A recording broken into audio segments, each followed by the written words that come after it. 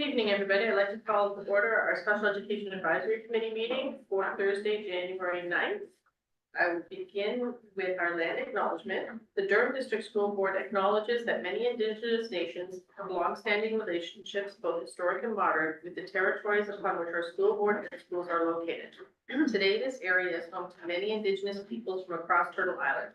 We acknowledge that the Durham region forms a part of the traditional and treaty territory of the Mississaugas of Scugog Island First Nation, the Mississauga peoples, and the treaty territory of the Chippewas of Georgina Island First Nation.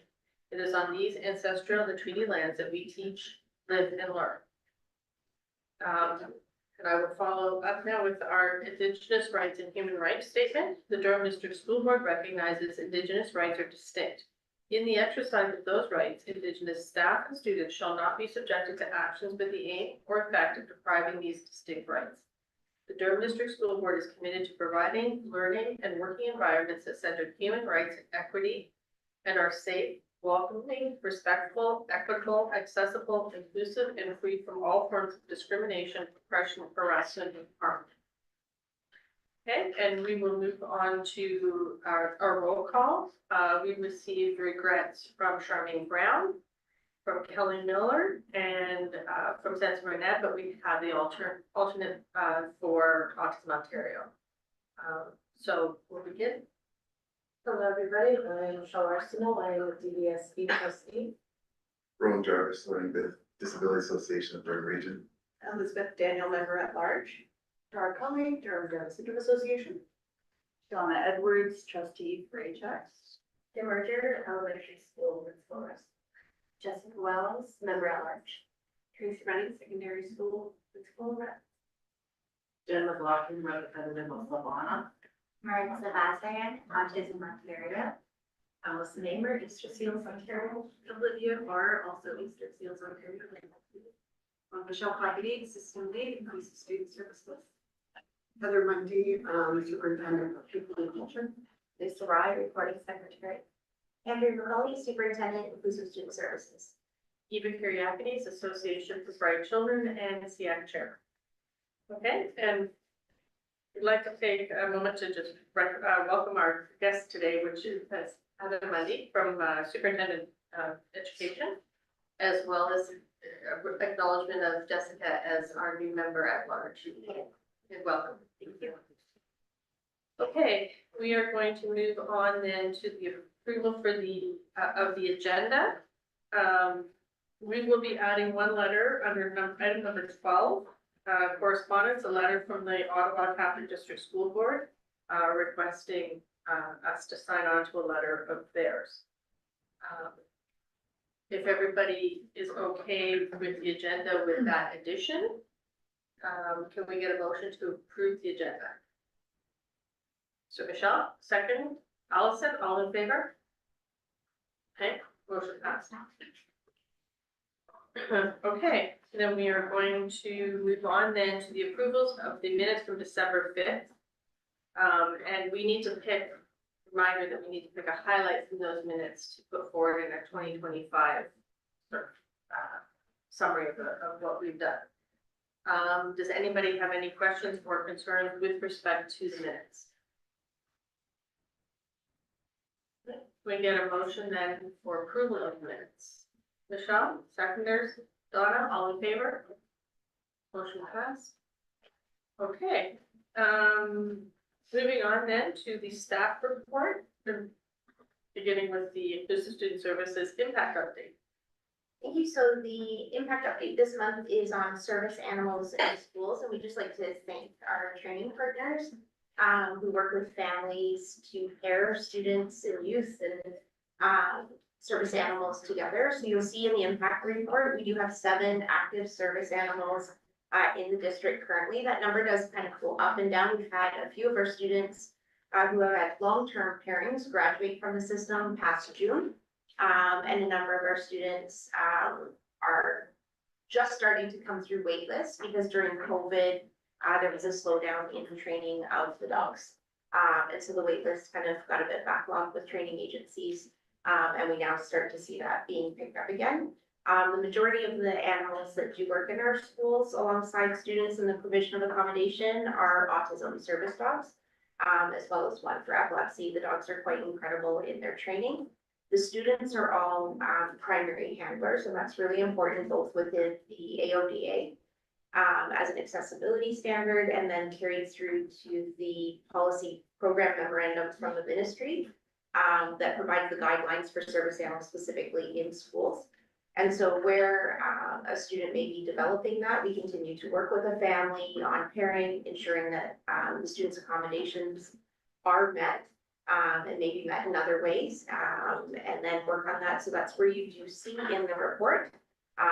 We do report that we were engaged in 9 conversations around service animals for students, and 7 are actively working in our schools.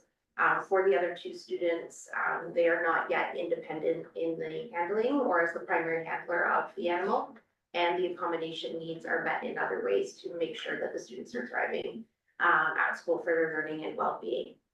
We report both in transparency to community. Under the PPM, we do have an obligation to report to our Board of Trustees once a year the statistics around service animals in schools. So we do so in Durham by bringing that through SEAC, and then going to board in the SEAC minutes. So when the January minutes go through the board next month, that will fulfill the PPM requirement in terms of sharing with the board. So I just flagged that for our trustees around the table, and we'll touch base again just before February board around that. But the animals are quite incredible. And you can see by the quotes, both from family and principals in the system, that not only does the dog serve accommodations for an individual around accessibility, but really is quite significant in each of those school communities in the promotion of inclusion and inclusionary practices. 2 of the dogs actually work in the same building, which was incredible for us a couple of years ago when they came from 2 different elementaries into the same secondary. And are thriving in that. So that is there. And then the other piece for me before I turn it to Michelle is just an invitation. So I don't know if Lisa had a chance to send it this afternoon or it will be going in the morning, is the 25-26 planning cycle. And Michelle will talk to you a bit about our specific programs in a minute and timelines. But the calendar is time of year. So once a year, Jessica, we have draft calendars that go out to families, to staff, and important committees around the district for consultation on the design of the next school year calendar. Durham currently carries 4 school year calendars. The traditional regular class or regular schedule elementary, regular schedule secondary, and then we do have 2 modified calendars. The elementary one with kids returning early August, and we have 3 secondary schools that currently returned a week prior to Labor Day. So there is an email in there. It does not require one unified feedback from SEAC, but the invitation is for SEAC members to go through the link and provide any feedback. The calendars are listed individually and the feedback's listed individually. The other element that is in there that Denise Nickerson, our system lead, who is lead on that process this year, has noted the legislation. So those that are around the table previously will know that there are some guidelines in terms of the number of instructional days and where those are bound by certain dates in the calendar, and so not extending too far one way or the other, both in September and June. And she's put those guidelines right in there, so you don't have to go somewhere else to find them. And so that feedback is asked for by the end of January. So just flagging that, again, not needing it to be consolidated around this table, but the invitation for each SEAC member through the lens of your association or your responsibilities to give that feedback. So thank you for that. And then I'll turn it over to Michelle for the next. Hi, everyone. So the special education class planning for 2025 and 2026 has already commenced. In fact, it commenced back in November. It started obviously with a discussion with members of the integrated school team, the facilitators, as well as school administration and CERTs. So we're just in the beginning processes. So along the next couple of months, I'll be bringing forward updates as we progress in terms of our planning for next year. And yes, I can't believe we're talking about 2025, 2026. And then just we want to give it an appreciation out to the Ministry of Education for funding flow through for AQ subsidies. And so you'll have seen in your AC package a subsidy for math and a subsidy for special education. I'll put it back over to Michelle in terms of how we've prioritized for students with hearing and vision needs. But within the funding for the 3-part specialist special education AQ, we receive funding that can support about 45 teachers, and at this point, that is all fully allocated out with educators having enrolled in courses. We pay the subsidy rebate on completion of the course. So the team is maintaining a wait list in case anyone is unable for unforeseen circumstances to complete the course. That we will maintain the full payout of the subsidy as a district. It's just under $26,000. So we've kind of done the balance point along with Heather's team of how do we utilize that to help the highest number of educators access in a meaningful way. So sitting at this time of year, that's a pretty good expenditure of funds through to impact for service for kids. And then Michelle has guided making sure that we take care of 2 specialty areas that can be quite challenging for us in terms of teacher qualifications and making sure that we're fully supported with staff with qualifications. So we did see a significant need for supporting students that are deaf, hard of hearing, and blind and low vision. Part of the issue that we ran up against was that AQs were not being offered. That thing started with COVID, and really it's just now in January that an AQ is being offered for blind and low vision. So what we did was we subsidized teachers taking their Braille courses, so Braille 1, 2, and 3, and we also subsidized ASL 1, 2, 3, and 4. So we did have quite a number of staff that were interested. We were able to support them. There was 5 in total that we supported for each of the Braille courses. Part of this significant need is that we have to be able to provide equipment for them to take the course in order to understand Braille. So we did have quite an uptake, so it was great that we were able to fill that need and then able to support our students even though the AQ courses were not available.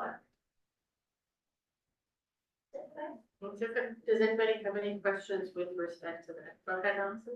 Thanks. I just wanted to understand, so the Ministry of Education provides money for subsidizing AQ courses, and then do the individual boards get to decide which courses will be subsidized? So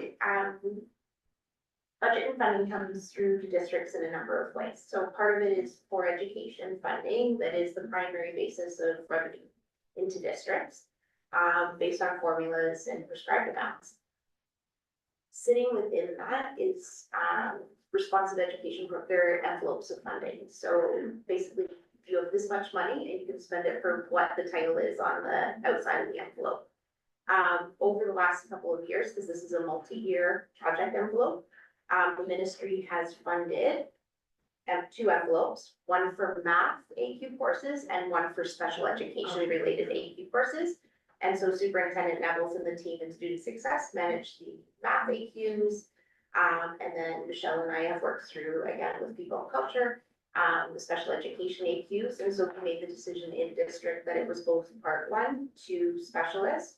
And then as Michelle's described, provincial funding covers one of the 2 that Michelle's mentioned. It didn't cover the other. So that's where we put it. And then it was in discussions with both our elementary and secondary federations in terms of the amount of the subsidy and what percentage of the course we would cover. That is a local decision. Okay. But the amount, I believe it's 25, Lisa's doing the report on it again, 25,800. And we have always spent or overspent that allocation with educators being dedicated to learning on the other end of time. Right, thank you. You're welcome. Rob? I'm just curious if you've talked to some of our partners on looking at next year's future needs. And the reason why I ask that is that there's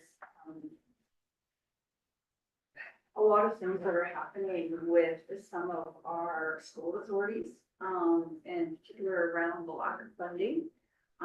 They have just gotten, we talked about us being behind the time. They just received in April of last year, the previous year's funding. So it's very hard to budget when you're getting the funding after almost the whole year is completed. And they're, of course, finding that they have a significant increase of number of students and they can't support them. So I'm just wondering if you sort of had a discussion there and what the needs are going to be like next year. I think they're going to be significant. We're going to have higher needs, complex needs coming into our school even more so because our partners aren't funded for them. So I think there's a few aspects of maybe taking it. Are there specific school branches that you're referring to or partners in general? Bloorview and Grandview. So the team has been out to Grandview to meet with them specifically, but more on a frontline level of the students that are transitioning or anticipated to transition for this September. System to system conversations, not yet in terms of longer projections. We had a meeting earlier this week with one of our group home partners that is quite significantly expanding in the area between now and next year. Having received funding for 2 new homes in the next 8 weeks and projected to open a couple more in September, drawing in a provincial catchment for students with complex needs.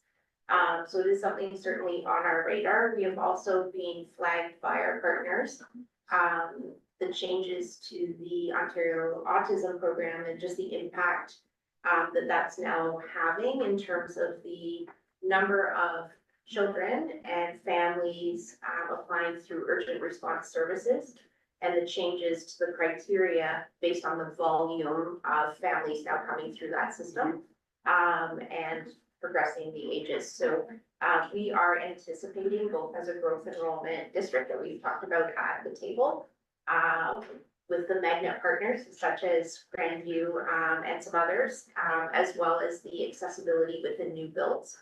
And our proximity to Toronto. Our team, our leadership team in particular, is planning based on that increase continuing to become steeper and steeper within the population of children that we have the privilege of meeting and serving.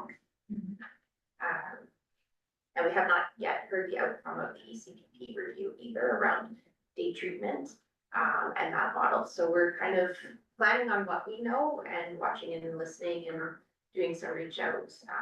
But you're right, a specific conversation for us locally with Grandview, we don't have too many kids access direct schooling through Bloorview or through Sick Kids. We've had one with the authority at Sick Kids around epilepsy, but Grandview certainly wise conversation long term. Michelle O'Connor involved in the conversations for 25-26, but it would be wise to take a longer projection at that if their funding models are changing and becoming elongated. So thank you. I don't know if that. Anybody else have any questions with respect to the staff report? No. Okay, moving on then to the board report. Did you want to do it? Go ahead. Okay. All right, so we had standing, basically, we had a community presentation basically from OSSTF District 13 around the secondary staffing and enrollment update, staffing and particularly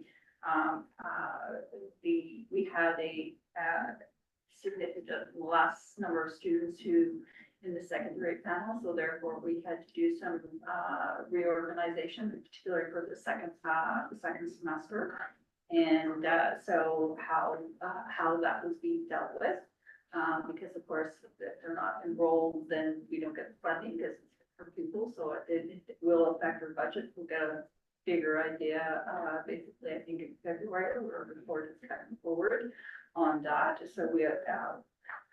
And then we have, of course, our early reading screeners results presentation as well, which is available through the, you can get a folder to the report actually through the board report as well, through there. But basically, it's an action plan based on the data that was collected in the spring to address basically some of the findings that they, through that survey that they did, their assessments that they had done.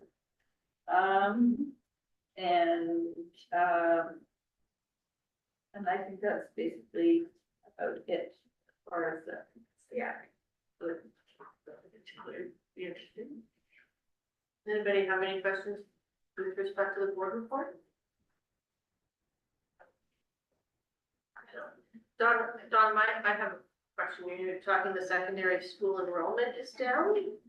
Yeah, there was a bit of a miscalculation, excuse me.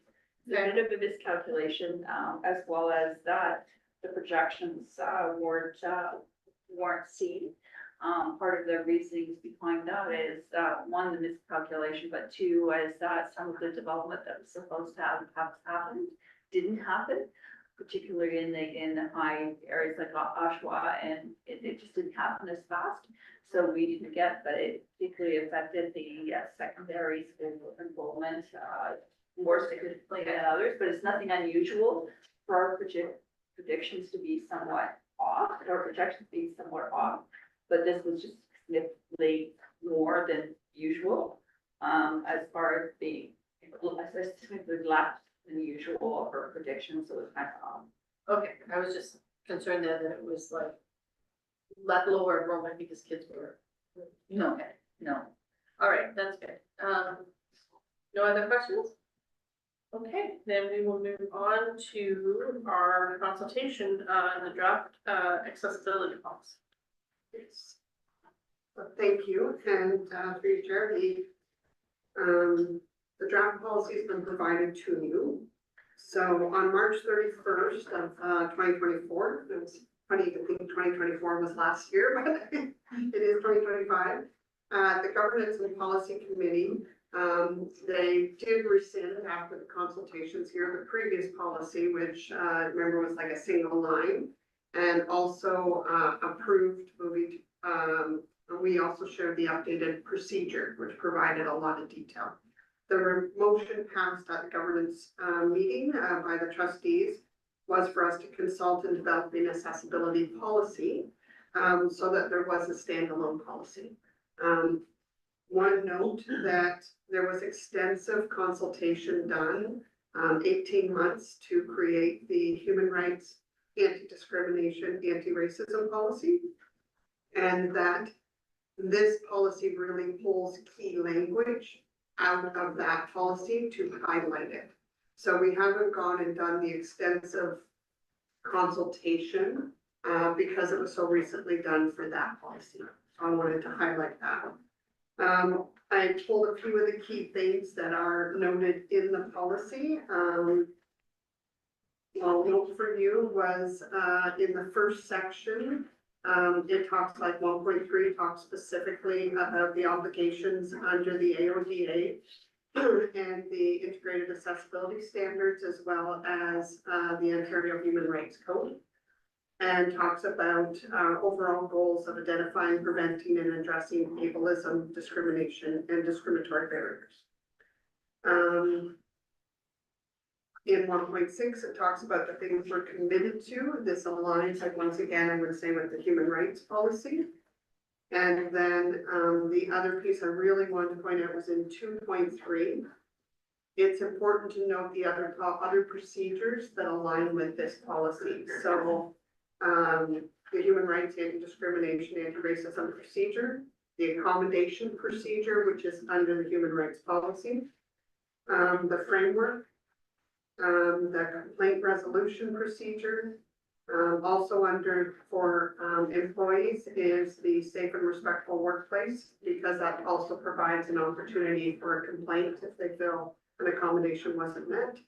And then of course our code of conduct. So if there's any feedback, things that are missing, or things that you think need to be added or changed, would appreciate either some thoughts tonight, or happy to take any written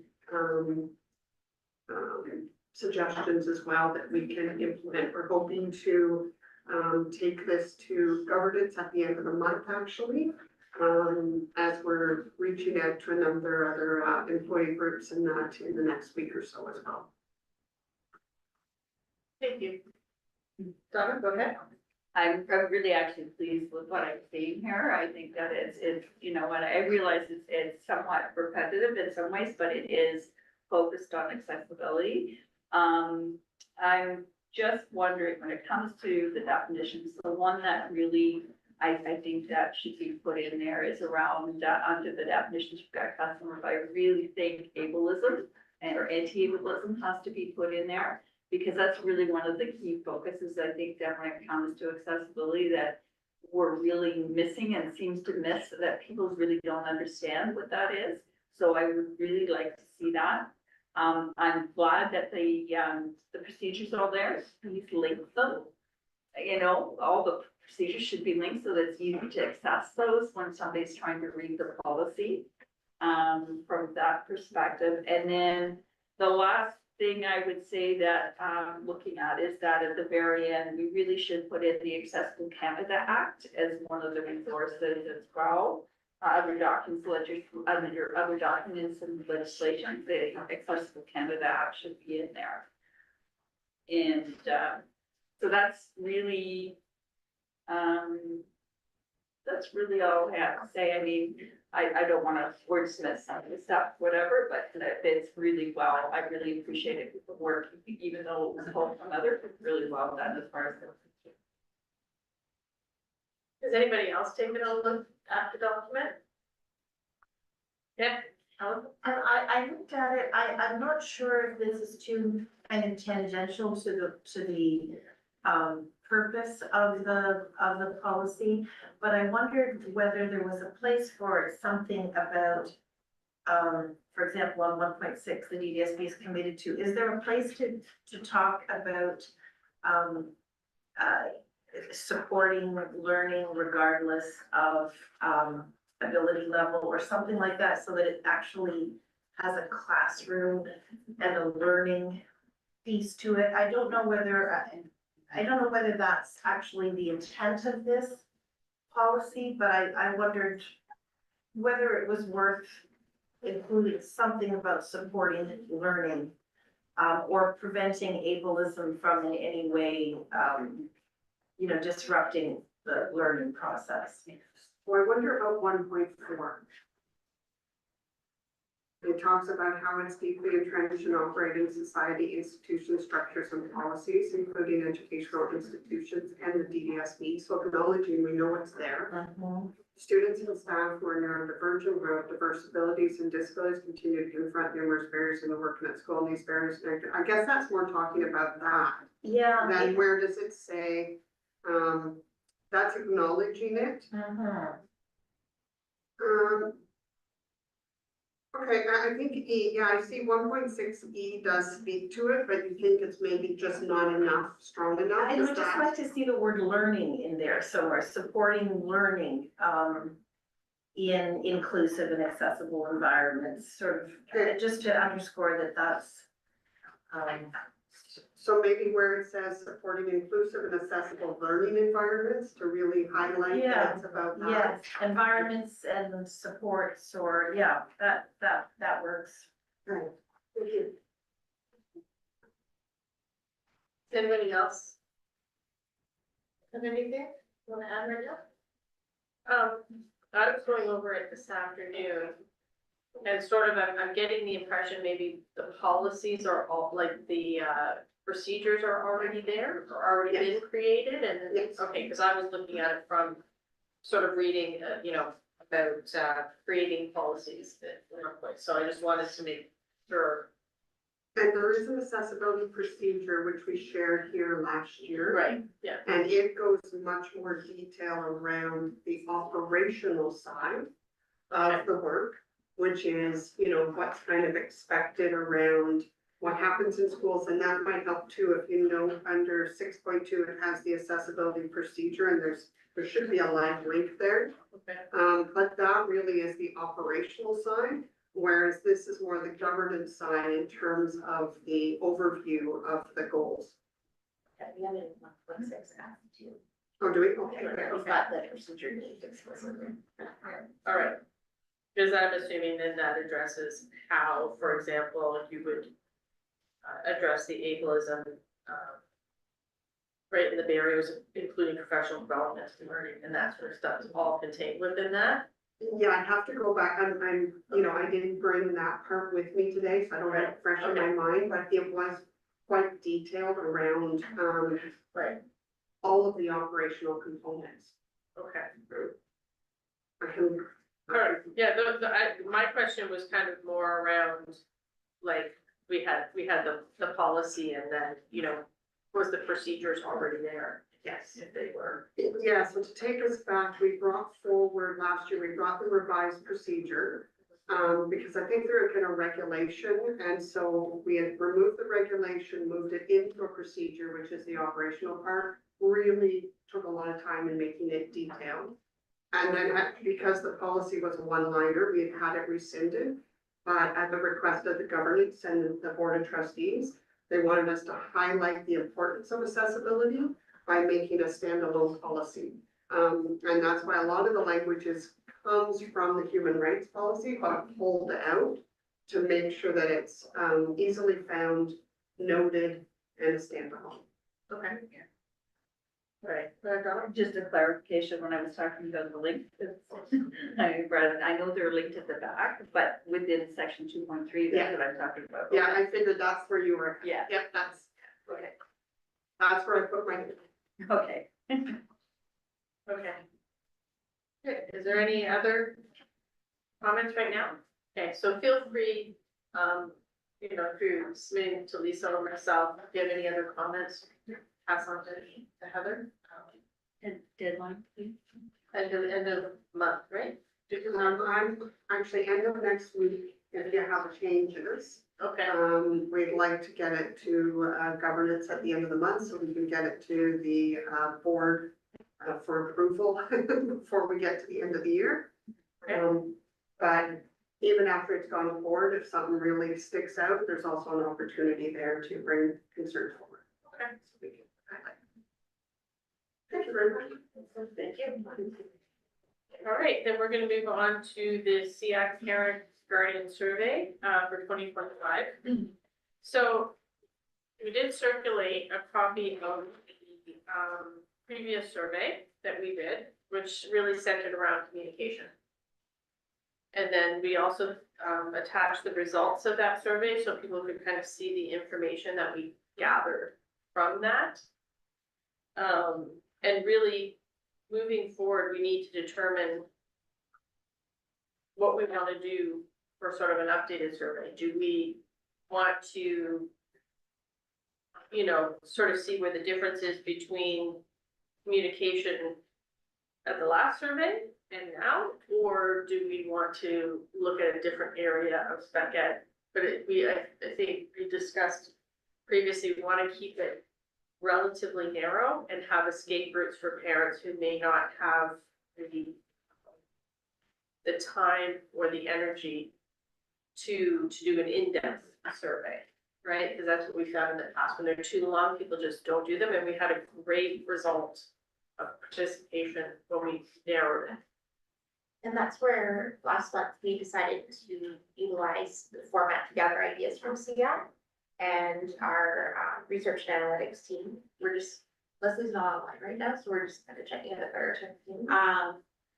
Set up the thought exchange, which was that opportunity to put in ideas and then view them and star them up and down. So I apologize, and my Zoom link's not working, so I apologize for not having this on screen for you.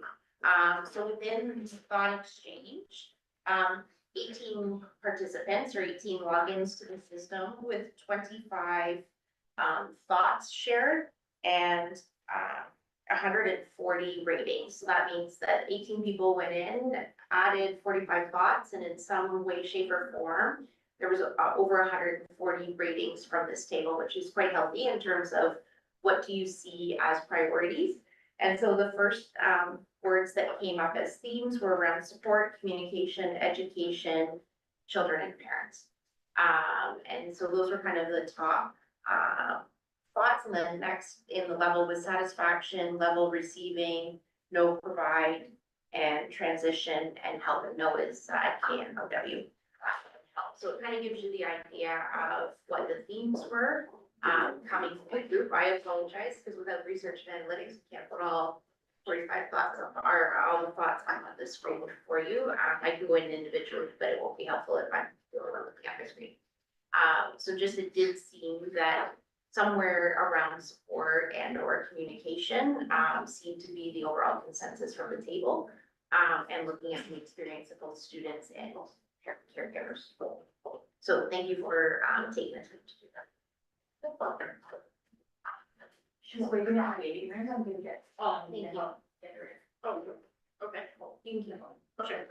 So I think the discussion around the table is, what is it we wanna look at, like, you know, and get an idea of how parents are feeling about things. We hear lots of things in the community, you know, parents reach out to us for a variety of things. The question, like, the two big things came up is support and communication are kind of the first two.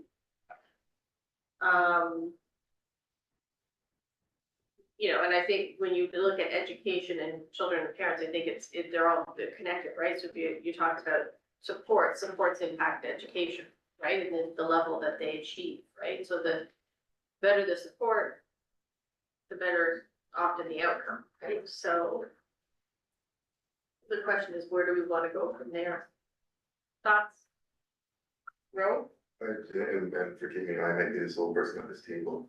Can you refresh me as to the, say negative, but the feedback that we received that we're able to look at and perhaps affect some type of change? Like, we look at the things that we've done very, very good, but there's some things there that might be the first step to polishing that up. Right, so. So one of the, key aspects that came out as an area that we could definitely do much better at, was the communication around the IPRC process and the parent caregiver guide. And so one of the actions we took last year was, to move to a standardized letter of invitation and link the document right in that letter of invitation, so that we knew there would be 100% send out on the parent caregiver guide. And access that way, in addition to the great conversations that schools have with families. One of the other aspects was around having a sense of agency and impact within the discussions, both IPRCs and ongoing within program. I would suggest, just in the feedback around this table over the year and in the conversations I think that we have quite regularly with families, that would still be an area where we have room to grow as a district in terms of, that decolonize, power, like the power of an education system, OCT dominant conversations. In terms of that, I think we still have ways to go on that. That's certainly something that I think we would like to see a remeasure on, is to say, has that changed in terms of parent caregiver experience within communications with the school? The guide that you've given feedback on goes to that direction, as well as the update to the parent guardian guide. So not only did we share the link, but we changed the guide itself to amplify parent caregiver voice. It would be, from a district perspective, helpful for us to know how far that's moved the inch and how far we still have to go in that sense of community and agency within those conversations. So our bias would be to stay with communication. But it's SEAC's parent caregiver survey of parent caregiver experience to inform your consultation to the board. And so we will sit behind the decision of the table. But if parents, for me, if parents and caregivers aren't feeling a sense of agency or voice in children's decision making, then that's kind of the first, the key block, and action. So, and something that is within the realm of SEAC and advisory to the district too, because that's the other thing is, it's important that the survey not hit on something that says labor relations related or things like that. It has to, the first step is within the purview of SEAC, and really that's on parent caregiver experience. and student experience in the system. So I don't know, it's probably too many words of describing it, but. No, I think that, with feedback from SEAC and what the survey gave us last time, we revamped and taken a look at the guide, et cetera. So in a bias aspect and alignment with Andrea, it would be beneficial if we still continue to look at communication. It's essential to definitely decolonizing what we do and making sure that parents, families, caregivers, students are at the table in decisions that impact them the most. But again, alongside Andrea, I would stand behind, we'll see, it is serious. I think I asked because it does seem like the first place to start, and it seems like it's not yet completed. So instead of jumping somewhere else, say jumping, but choosing somewhere else when we haven't done everything we can here, or we've already assumed, maybe we're all biased, but that's sort of the primary, area to look at. That's, my suggestion for us, we hone in on that and make sure we've got that. Once we've got that down, not only can we get somewhere else, perhaps we've learned something in terms of the approach on this first subject that we can apply to future topics. Donna? Yeah, I went back and I was reviewing the survey and the comments when I was looking at, and I kind of agreed that communication is always unpleasant. Communication was one of our big things around the strategic plan as well, as far as working on communication right and through. And looking at the previous survey, one of the things that I thought was really, again, we're still looking at about a quarter of the parents that did respond, we're seeing still having difficulty around communication. So that's still, to me, is significant. So it would be nice to see what we have put into place, what the impact of it, so having those same questions. But the one I thought that was really interesting is that, again, when I was looking at communications by grade, I thought it was really interesting because if you looked at the kindergarten level communication, as far as who was between somewhat dissatisfied and very satisfied, you pull those two together, it went from 22% to, when you're looking at grade 11 and grade 12, you're looking at 33.2%. So I'm thinking there is that I would like to really, if there's anything, one additional question that particularly focuses on secondary, to see what, because, the IPRC usually, especially because secondary, in most cases, the parents have already worked through either elementary or, sometimes they do start with an IEP new in the secondary. So it'd be interesting to see what that happens, because that's always where the community, especially when I'm talking about, if they're going, was your child involved in the planning, as far as that was concerned, that's really where I live, especially in the secondary system. So that would be the only one question that I would like to delve more into from the previous survey. All the other questions I agree with, but just that one extra question around secondary to tweak out what we can do on the secondary panel. Very down for that. I want to take a minute and recognize that we have Leslie Parsons online, our research associate, from Research and Strategic Analytics, to kind of help us with moving forward on this as well. Welcome, Leslie.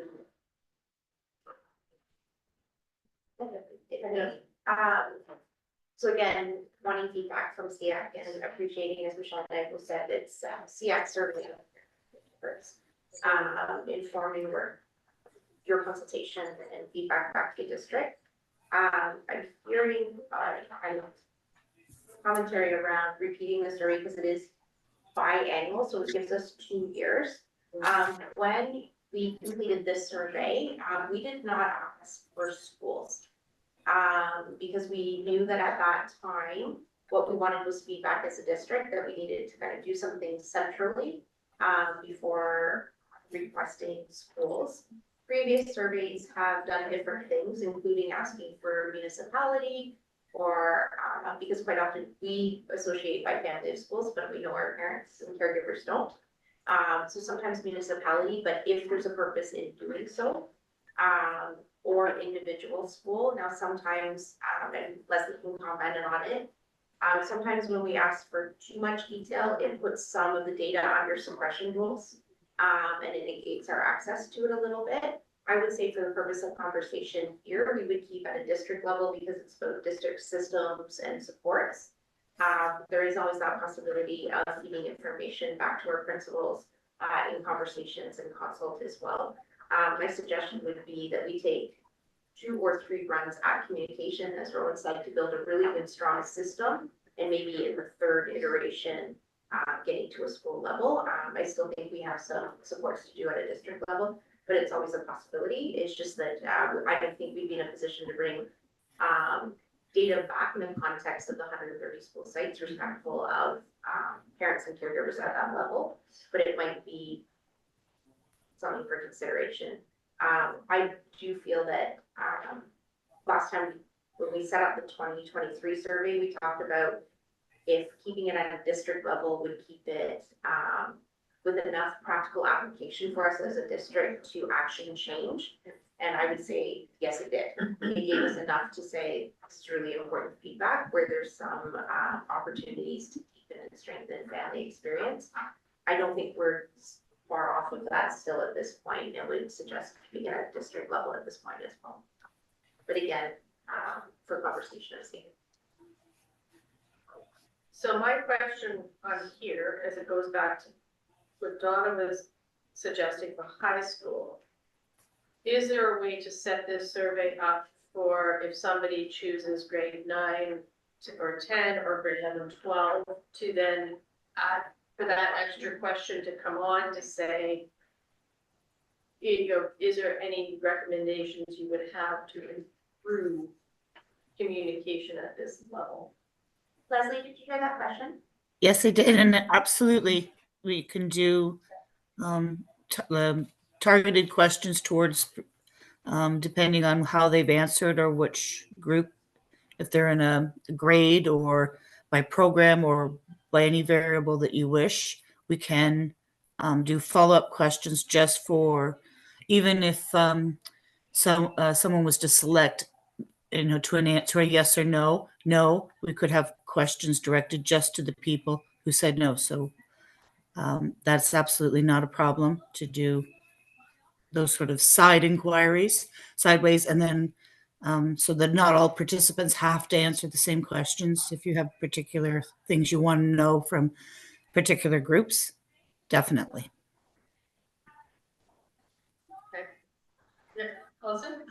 Maybe this is a question for Leslie. I'm just wondering, when we have a copy of the results of the survey, but I don't see any of the qualitative information. Were the comments compiled anywhere?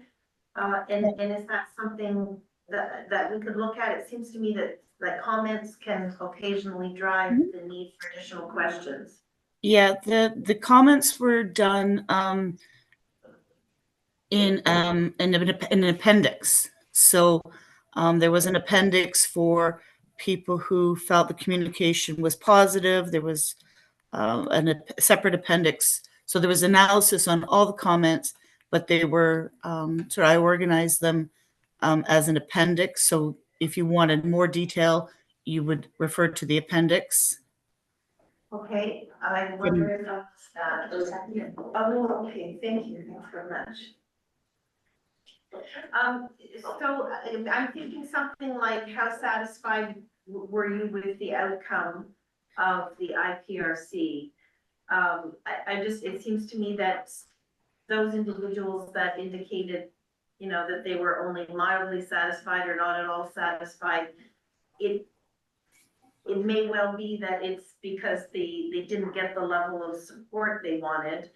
And I think I'm in the minority here, but I was one of the people who put in a plug for making supports the focus of the next survey and people's general level of satisfaction with the amount of support that they're getting.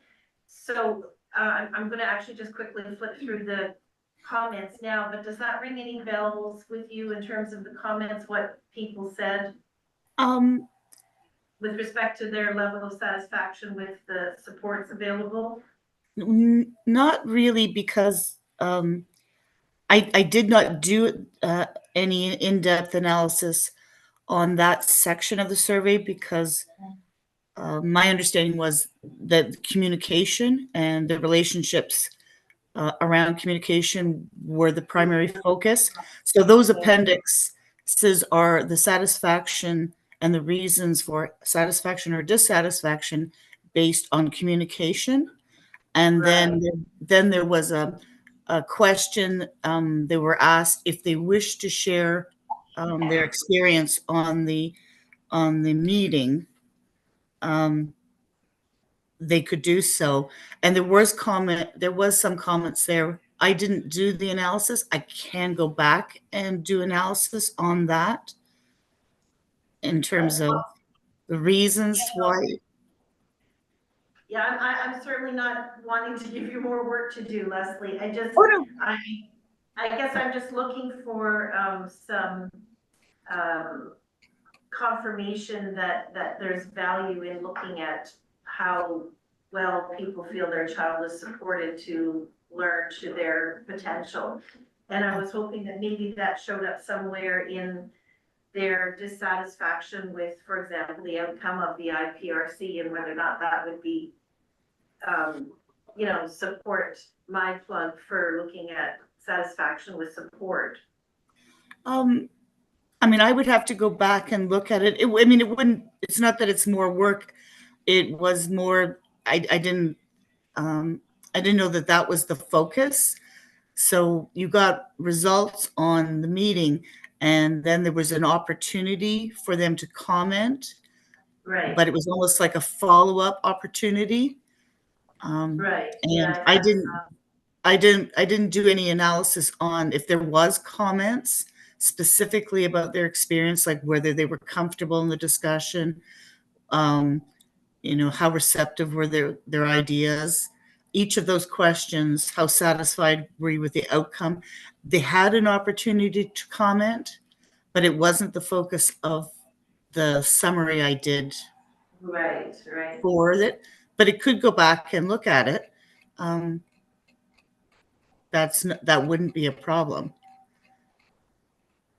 In terms of what the analysis showed was overall communication, there was some dissatisfaction, but I don't recall anything specific to the review committee and the interaction with the review committee. It was more on sort of with the overall team over the year, continuous connection. There was a dissatisfaction because there may not have been a continuous communication throughout the year. Thank you, Leslie. Teresa? Yes, thank you. I was just wondering, I have the privilege of working on the team that evaluated the entry to school program. And as part of that evaluation framework that we developed, one of the outcomes we looked at was also parent experience and parent satisfaction.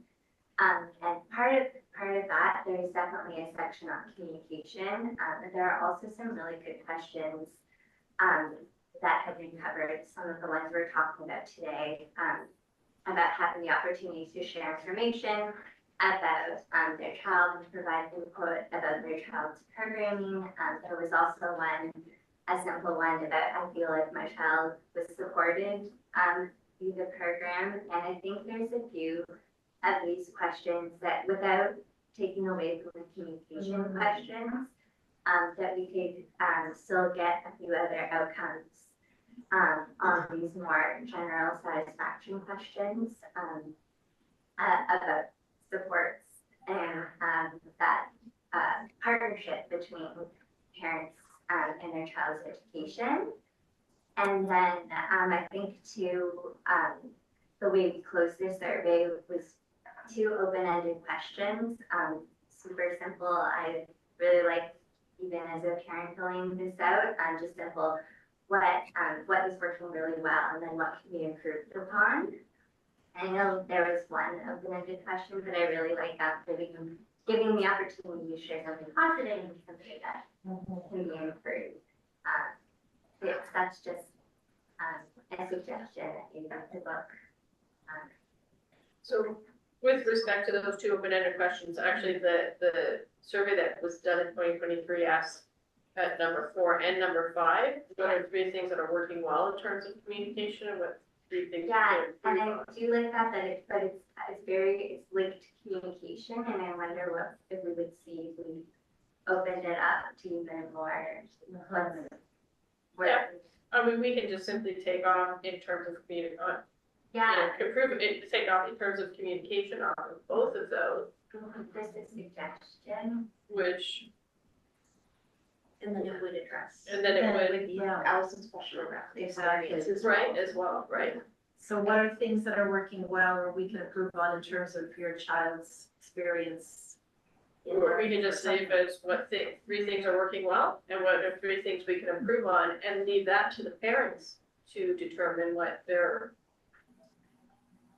answer is, whether that's experience, communication support, That helps with the translation services too, to keep it simple. Yeah. Yeah, right? Because often parents may have different concerns, right? And, you know, If you frame the question too narrow, they aren't gonna give you that other information. You go, well, this, my comment doesn't apply, so I'm not gonna say anything. Exactly. Right, Yes, we do provide is there anything else you want us to know, bottom of the question, but but they might be exhaustive, like, Yeah. for. So you'll lean in secondary, truncate those 2 questions, and then see if there's right. suggestions from rates at the ETS team that we can build in. And one of the other things I was thinking as well is our number 6 question was, how familiar are you with the DDSB's parent guide to special education, right? So the answers to that made us say, hey, we need to do something about it, right? To which you've done, right? So the question may then need to be changed to, do they find the link to the parent's guide in the invitation letter helpful? Or something to that effect, like sort of changing that up, because we're asking, are you familiar with it? And in order, sorry, have you used it? Have you used it? Have you read it? Like, did you actually click on it? Right, And that's, if I may, that's where maybe keeping the measure the same is helpful, because we put the link in. But if that's not the place that it's most needed or to be accessed, we don't know if it's had the change that it was intended to have. right. If we don't have a remeasure and be able to say, well, it didn't or it did. May, Yeah. may I say, if for that example, we could do a follow-up question. So, for, if someone said very familiar, somewhat familiar, we could direct those people to a follow-up question and ask them how helpful. Or did they see it in their, I mean, there's no point in asking someone who says not at all, a question they can't answer. But if we had a question that said, have you accessed the link to the guide, and they say yes, we can then ask those people how helpful the information was, or how easy it was to navigate, or whatever it is you would like to know from them. We could do that. yeah. So I think we continue asking the question, how familiar are you? And if they say, somewhat familiar, very familiar, you might go, did you obtain the information from the link or from another source? Right? Yes. Yeah. Just a quick, Yeah. the question that you were referring to in terms of what are the 3 things that you like and 3 things you improve upon, did we ever sort of aggregate all those responses and figure out which ones we're getting the most of? As sort of a indirect way of figuring out what is the biggest priority of the parents? That we're seeing a lot of same issues. You know what I mean? Yeah, I remember reporting back on the trends Okay, within that. Yeah, I feel like it was like a, Like, I don't think we need a specific number, but we think, Yeah. based on what we've seen, these are the top three, or, I mean, throw it into a spreadsheet graph and do it. Yeah, and then the suggestion would be, we monitor around the communication and really use the answers to Allison and Ritz's point around what's working well and what do we need to improve on to create the action plan about the lake for SEAC and where, or to frame what information needs to come from us as a department team for greater consultation with SEAC impacting parent caregiver experience. We did report it back to administrators, both as the kudos and hey, here's some just some wonderings that have come from parents and caregivers. But maybe that forms, and so what do we do as a result of the survey? Because I think there's always 2 points to the survey, right? Is the design and the implementation and gathering the data, but then the real work is, and so if parents and caregivers are entrusting us with information about their experience, what are we doing as a result of that in an accountability back to them? And so I think you raise a really great point about the value of these 2 questions in terms of that accountability back to them. yeah, go ahead.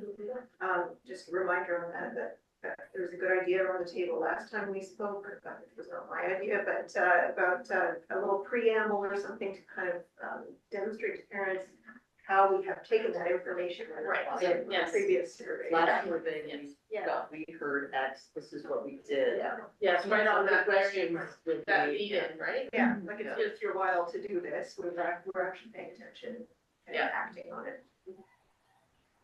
Yeah, because that may encourage more people to actually go about filling out the survey because they, There's no point.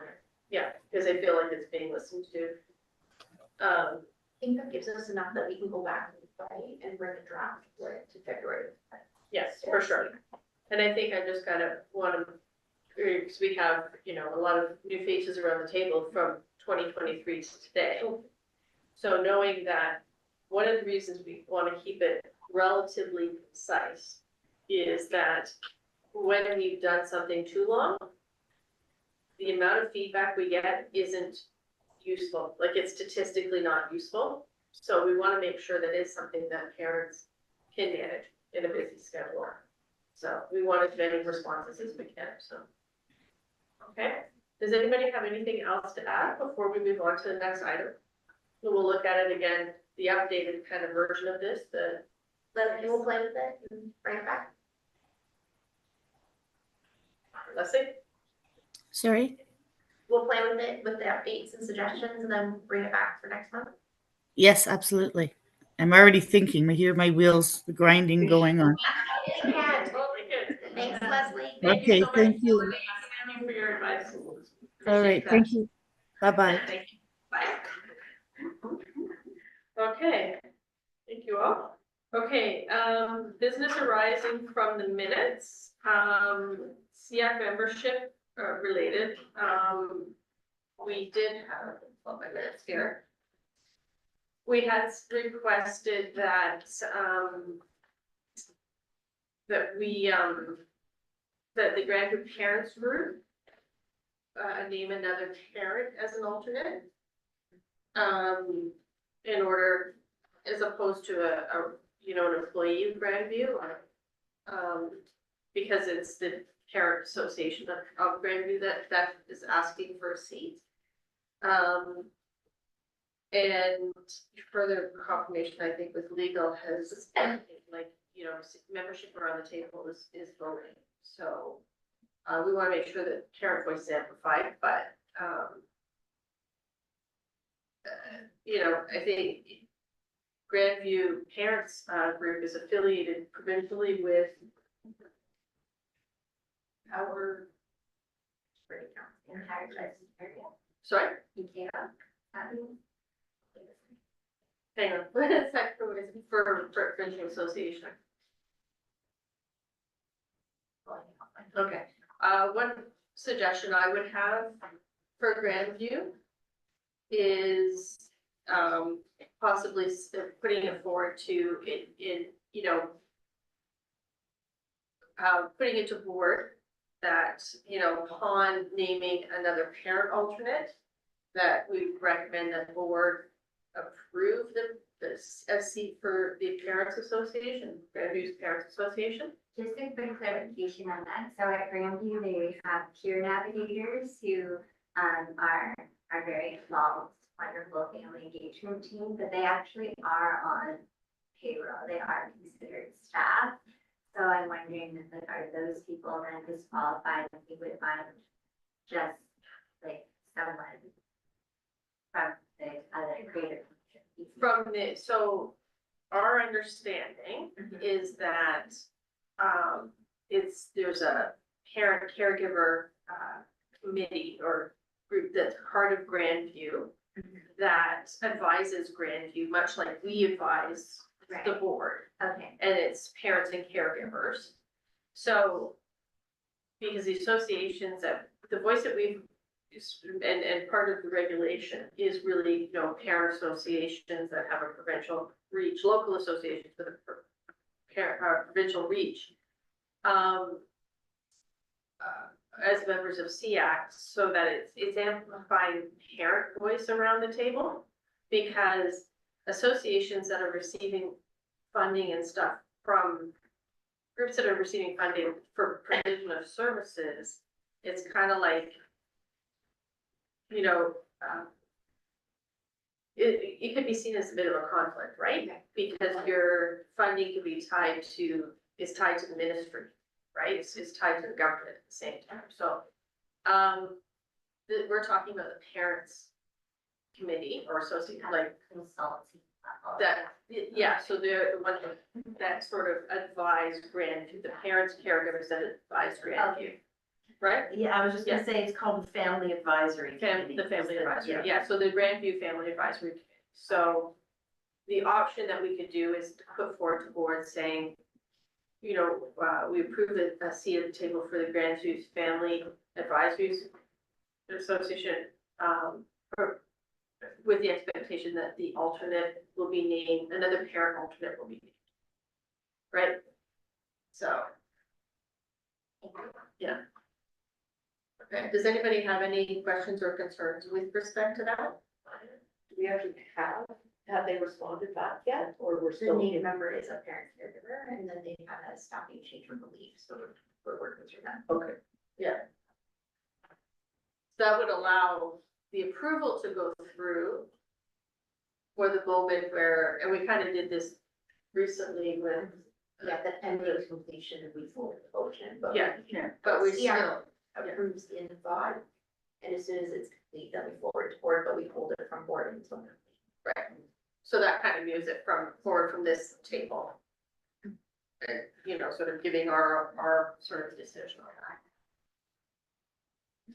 Thoughts? Anybody want to make a motion to do that? Sure. Okay, Tara, Elizabeth, all in favor? Okay, perfect. And was there? Yeah, I think that was it, right? Just the one, yeah. And then, the other item was the advocacy letter for inclusion of special educational in the bachelor programs. Did anybody get a chance to look at that? I think Allison was working on that with Donna? No, not me. Not with you, with your, Charmaine has said she would look at it, but I couldn't find her email address on the site, on the membership. Her email address was there, so I wasn't able to share it with her to get her input. okay, So but I did incorporate one of her ideas, which was to build in the theme of intersectionality. So there's a whole paragraph where I've said that, yes, we understand mental health is important and English language learning is important and all of those other, big thrusts are important, but so is special education. So I built in her idea. I just wasn't able to run it by her for her opinion. okay, I took a look at it. Maybe we'll get comments around the table and then we can quickly flip it to Charmaine. Charmaine and say, hey, Allison would like you to take a look at this before we finalize it, kind of thing. And any comments from anybody else around the table? Elizabeth? I was just, thinking about how there's the phrase learners with disabilities and that, learners with special education needs or with differentiated education needs are not necessarily synonymous with learners with disabilities. In the case of did education say? So I'm not at the stage where I thought through it to suggest a different way of phrasing it, but that was just what was sticking in my head.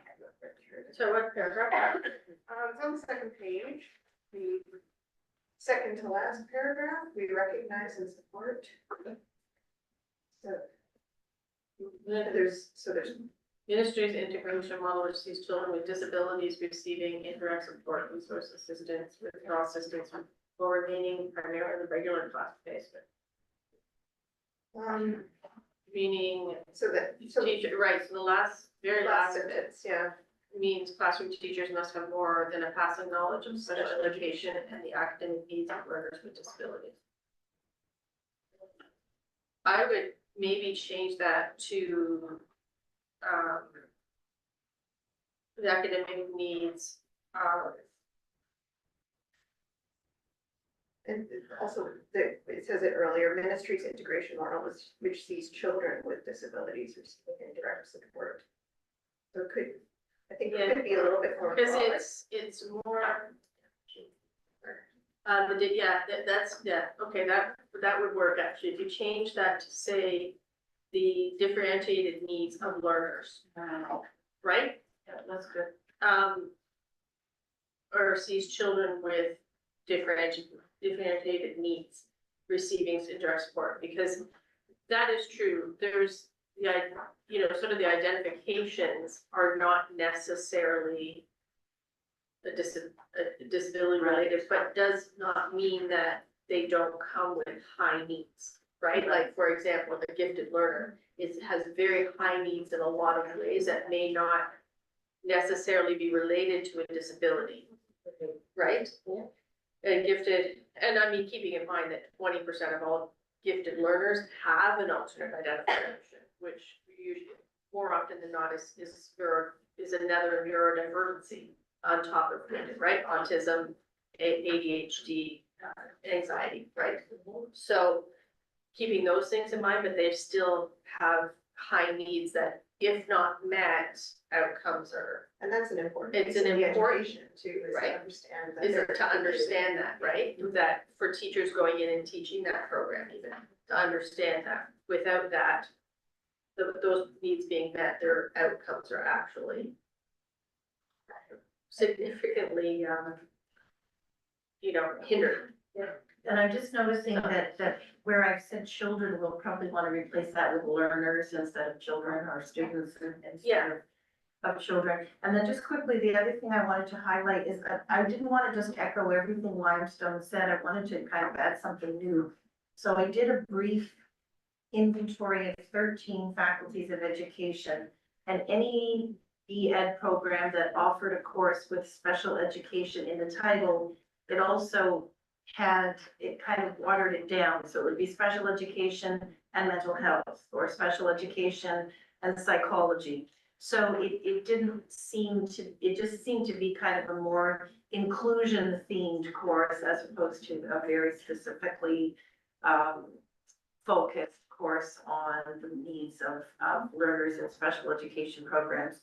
So I did make that point, and I got that list of the member faculties in the Ontario Association of Deans of Education, which is why if you scroll down to the CC list, you'll see I added, so the first 4 names were names that Limestone had already listed as CC recipients, and I added the,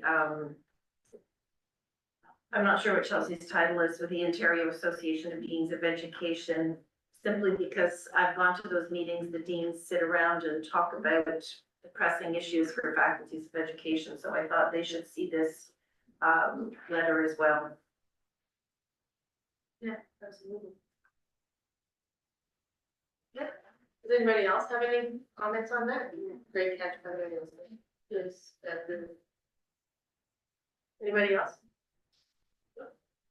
Okay, Allison, Yes. are you able to make those changes and then flip it to Lisa to go to Charmaine more? Yes, and maybe when you contact her, if you could let her know, her name doesn't, her email address isn't listed on the members on the SEAC site. I don't, It's just the.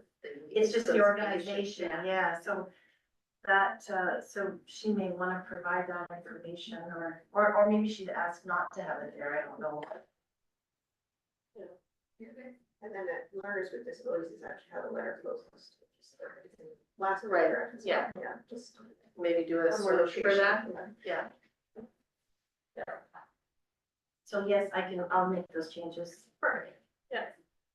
Okay. And then do you want to start doing it with Well, that's a question. Do we want to then, do we need it brought back with those changes, or can we go ahead and approve it based upon those changes? Yeah. So we need a vote, yeah. So we need a motion from somebody. Okay, Michelle, second, Rowan, all in favor? Okay, so once Charmaine's had a chance to look at it, unless she makes some significant change, we will make these changes and then send it out. Can I make one request? Yeah, Could we send it out as a PDF, no, as a docx? oh yeah, we always send it as a PDF. Okay. I won't send anything with my signature without it in PDF. We do receive them. Yes, it's kind of, Yes, we don't get- it's shocking actually how often you get that. Yeah. Okay, moving on then to item number 11, association reports and committee reports. Does anybody have any association reports? Marisa? Yes, just really quickly from Hopkinton, Ontario. I know we're all just getting used to being settled back in the classrooms, but March break is on the horizon. So the March break reimbursement fund applications are now open until January 20th. And just, excuse me, quickly. Right, and I can send the flyer to Lisa so we can distribute it. So do that. Okay, anybody else? Committee reports, the parent involvement committee, is there any reports from that? All right. Moving on then to the correspondence. Oh, I guess I jumped the advocacy letter for, was here and here. Oh, this is, yeah. So, I received an email, from the Ottawa School Board SEAC, the Catholic School Board SEAC, with respect to asking us to add our name to a letter they were writing to the ministry with respect to special education funding. I went through the letter, myself, to sort of take a look at some things. I have a few notes. Right. So it's not that I personally, I don't know, did anybody get a chance to read this over? Did you? Yeah, okay. So I'll throw out my concerns and then we can all, you can tell me what you think and we can discuss from there. First off, the letter is kind of written as though there's funding specifically for EAs and specifically for occupational therapists, things like that. Not really how the funding works, right? So there's that aspect of it, which is difficult. A lot of reading this letter, what I see back from the ministry on this would be boards determine how the education, special education funding is spent. Hands washed, right? Kind of thing. Boards determine sort of the different areas, right? So the salary part for EAs, I mean, that's part of collective bargaining, right? That's not something that's determined by the board or anything else. It's part of bargaining with the ministry and stuff. So again, not something that we can really, influence, and we gotta be careful. The other thing is, like, the DDSB uses community partners for things like occupational therapists and physiotherapists and stuff. They don't have their own. And I know we're in it partly because, you know, every school board's in different areas, and we have access to community partners that maybe boards in more remote areas don't have, right? So it's just a better use of the funding this way. Also, behavior, analysis analysts, you know, our psychometrists are the ones who kind of do the assessments. They don't really have behavior analysts. We have the psychometrists do the testing and stuff. They're psychologists, yeah, go ahead. So, under that, they're, board certified behavior analysts as of July 1st, 2024, last year to Heather's point. Board certified behavior analysts became registered in the province of Ontario. So before it was an unregulated field in Ontario, and board certified behavior analysts registered through a college based out in the States for their qualifications. Some districts employ and some districts do not. Noting the number of children increasing with autism and for whom ABA practices in classrooms are of benefit. Our psychological services team is highly differentiated in qualifications, and the majority of those working for the district under the title of psychometrist actually hold board certified behavior analyst qualifications. As of July 1st, they had to make a decision whether they were registering with the now renamed College of Psychologists and Behavior Analysts. 100% of the staff working for the district that carry that professional qualification chose to register with the college and are registered within the province. So we don't carry staff that carry that title separate and different. However, a large percentage of our psychological services staff have that as their professional background, which means they're autonomous and don't have to work under somebody else's license for that one of 5 functions. So Dr. Schlein, Sarah's being here and talk to you of psych services does 5 different prongs of service. All of our team members, whether they come from a mental health background, children and adolescent background, board certified behavior analyst background, all do all 5 because we train in the areas that they don't have within their specific background. So it's not that we don't have them, we have them working under other titling, and the kids benefit from that expertise in the system. But to Eva's point, OTPTs come through school-based rehab over at Grandview. We don't expend board funds on those services, and the services are free for families in our schools, and we work in close consultation with them. Board certified behavior analysts, we work with a number of organizations, but we do have that staff, expertise in-house. I just didn't want you them to worry that their walls weren't in front of SEAC. Yeah, Sorry for interrupting you. No, 100%. I think. But we do not imply, at this time, behavior techs, who are usually the ones that work direct service, right, through board certified behavior techs. Yeah. Sorry to interrupt your flow. No, that's okay. You know, again, it's an area where the ministry would simply say it's up to each board. It's not, this is a funding we provide, it's up to each board how they spend it. The other thing is, the ministry's memo last year in April that came out, with respect to core education funding, it actually specifically talked about one of the things we'd written many times to the ministry about was with using current census data in order to determine special education funding, because we're using it in 2006. Right?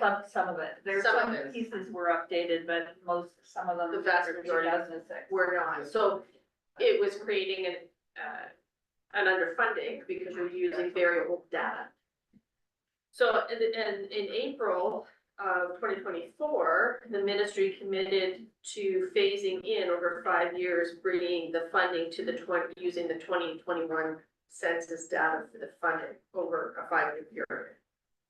So that's another point that they're going to make, is that we, you know, because we have written many times about that. I think we can all agree that funding for special education has not been sufficient. If it was, the boards wouldn't be supplementing the the funding of it through other areas, right? We wouldn't have shortfalls on an annual basis, so there is definitely room, I think. To me, it's sort of like the focus should be on that, on the effect of having sufficient funding, you know, to hire sufficient number of EAs and professionals, right? Is another thing you can focus on, just to allow the boards to ensure that the kids who need those supports have the funding to provide that.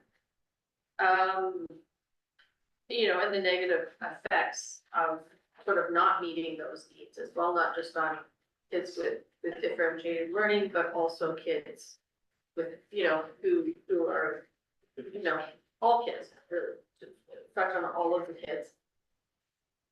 Anyway, I was sort of reading the letter and I'm like, I get the intention behind it, but it sort of doesn't look at how we're funded. And, you know, Jessica, just so you know, especially because today's your first day, like, you know, there's a special education funding is what's often done like on a sort of a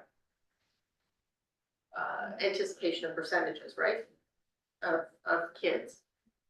And some money is enveloped for specific things, and it has to be used for those specific things. Otherwise, it has to go back to the ministry if it's not used, right? So there's some argument to be made that the funding should be given to the boards for priority, because if you give, you know, $2 million for ABA training, but you don't get the sign up to use that, the rest goes back, and it could be used in training in other areas of special education that are also needed, right? So when they start saying this money is only for this, it kind of eliminates maybe a greater need that's somewhere else. You know, just sort of some of my thoughts, but Donna, what are your thoughts on the letter? Well, you kind of hit a lot of what I was thinking, that this was very specific, and when it was said the signing on, there's no way I could sign on because it doesn't reflect the reality of the way we, and as you said, you know, the ministry basically says that it's up to each board how to allocate and how they support special education. The programs and stuff they provide, as we know, our interpreters board doesn't really have, you know, small class placements and so forth. And many of the boards, there's some boards that don't have small class placements, and some that I know a while ago, one board had moved, they had no small class placements across. They purposely made that a public board, and now they have small class placements secondary because they found it just wasn't working. So, I mean, and so we're going to continue to have this argument.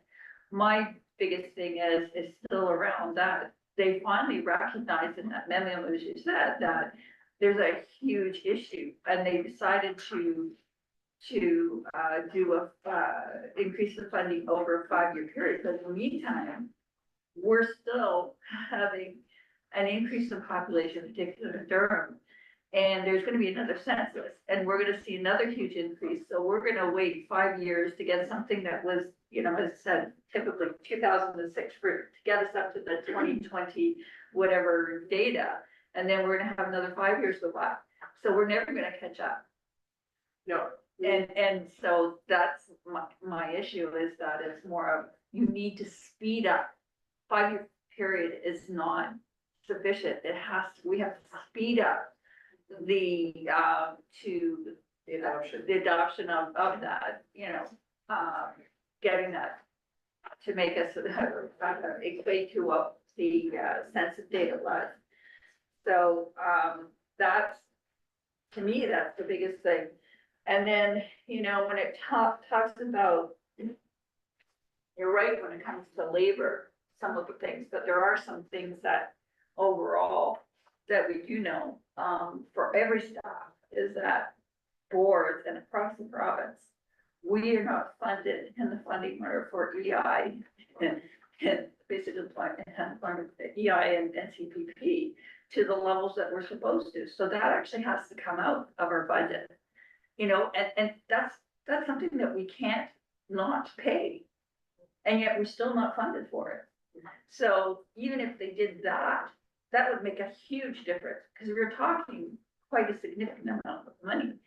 So, and so when you're looking at that, that's across the board, and that has all impact on our students as whole, right? So there are things that they can do as far as funding is concerned. And the last thing I would say that still, this is my, is that they've got to get the friggin' standard. Because the fact is that there's a disparity of what services are being provided, depending on the community agencies and the staff that is available in the boards.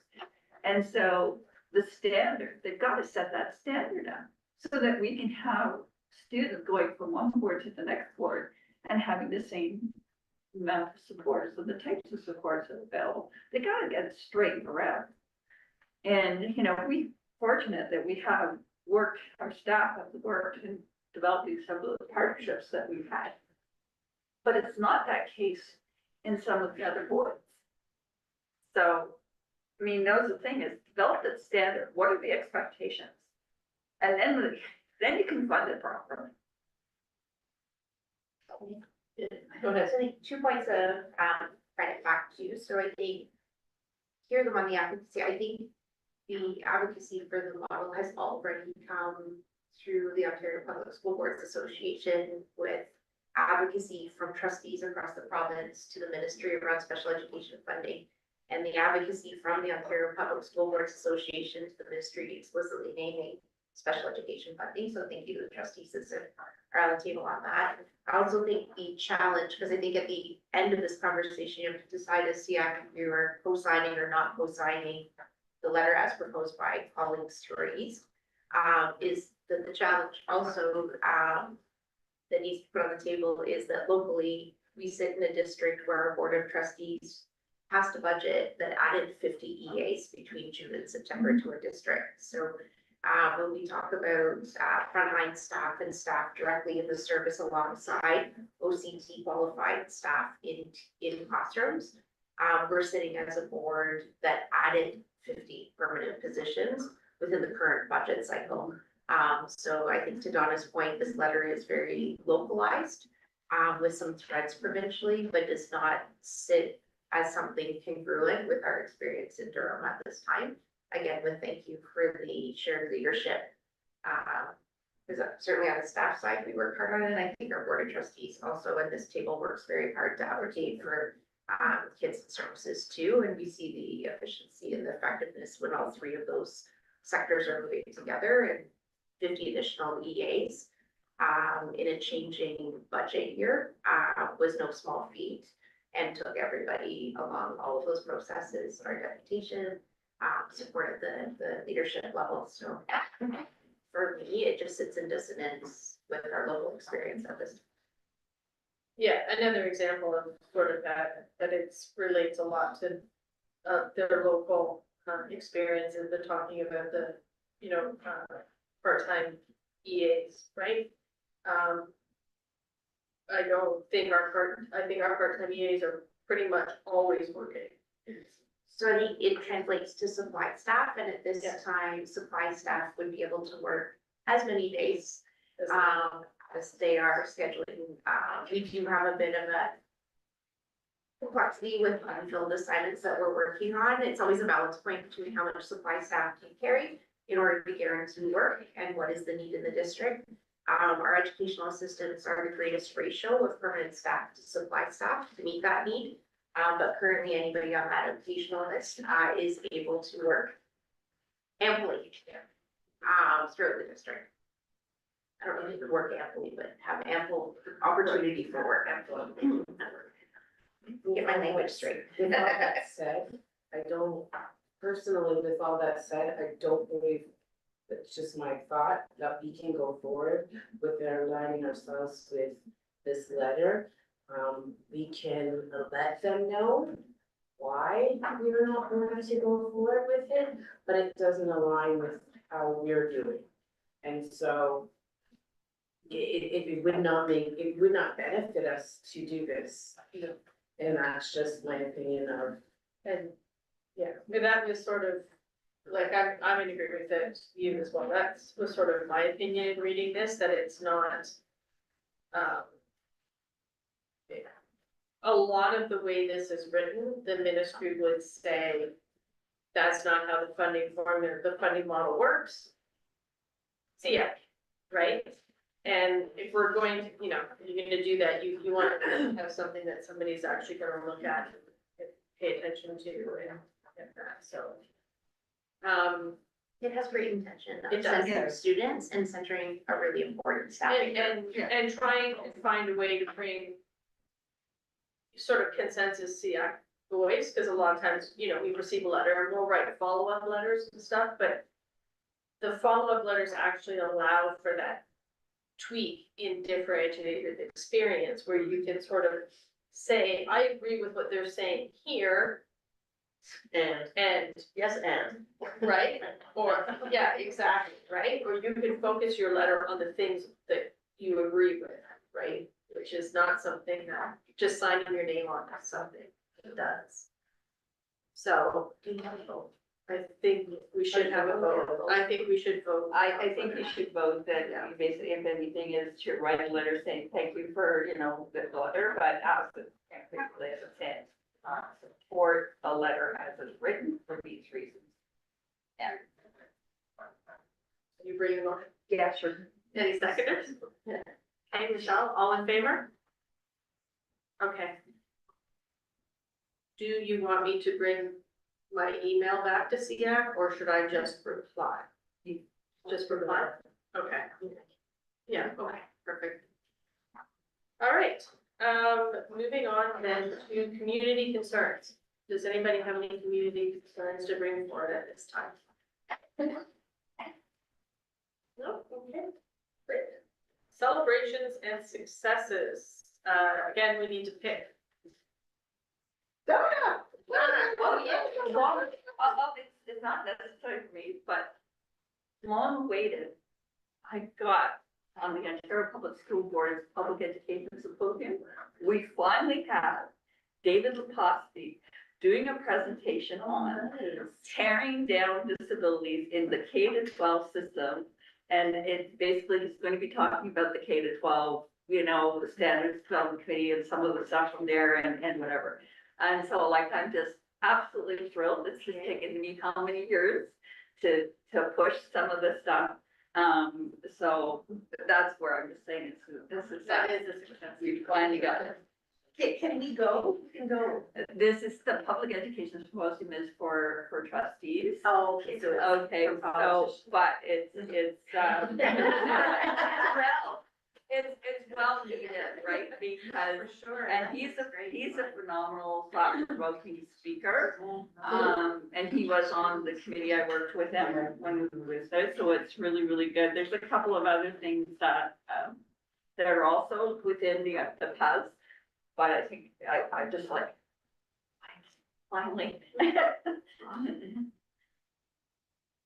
I do have an Adam story, I'm sorry. No, we don't apologize for Adam's Okay, stories. so- We just share. So in my child is now 18 and mom is learning to let go. Adam went to his first drop-off dance this week. So I was across the street at the pub, running his spot.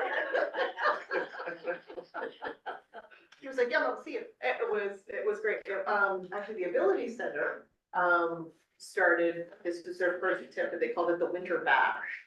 And so they would have like dance and stuff, they like did they redid it at like a New Year's countdown, they had snacks and games and stuff, and they think if it will be well attended, and they're gonna try and do it semi-regularly, so that will be another space for folks to go cut a rug, as it were. He was very sweaty, very tired, and super happy, and 2 bags of chips coming down the road at the Ability Center. So he was very happy about that, and I stopped hyperventilating about 15 minutes in, and then that was okay. So we were good. Me too, success for me. So just in terms of fostering inclusion, shout out to Jake Park Richardson and the Special Olympics coaches and para-athlete coaches in the building. Just before the December break, they rented probably 24 or more, para basketball chairs. And brought them in and did a full day across all of their present programs, including, students in special education classes and students in regular mainstream, all of their present classes. And then what was particularly spectacular, in addition to the smiles you can see across the gym, was that the sessions were actually trained and led by a Paralympian. So a gentleman was in, who had a life recurring event, had been an elite athlete, had a life recurring event and switched sports, shared his story both as an athlete and as an individual, with accommodation needs, which is interesting because his disability is not visible unless he chooses to show. He has an amputation below the knee. And so he would engage with the kids and then pull up his family to the kids. But the smiles were immense. They did it on an integrated fashion and they ran the para basketball over the lunch hour as well. So quite an incredible experience, led by Amanda Mora, who is one of their lead coaches and teachers in the building. So we'll just give them kudos for doing that at the school level. Any other celebrations and successes? Part of this, we need to pick a highlight from our minutes from last month for this month. Yeah. This is very good, but also that's highlighting something I think parents might also want to know. So I don't know which one to choose. That changes That does change education, but remember, it's the parents who are going to be reading and seeing this. I don't, but also with the conversation of SEAC, right? Because it's SEAC's action items for 2025. true, you're right. So a standout moment from your conversation. Then I would have to say, this is fantastic, but I have to go here. Yeah, that's just my. Actually, we'll bring it back when you put minutes for January. We've been highlighting, yeah, January's minutes for it. Okay. All right, our next CF meeting is February 6th, right here. Motion to adjourn. Allison, I'm. All in favor? All right, meeting adjourned. Sorry, Michelle.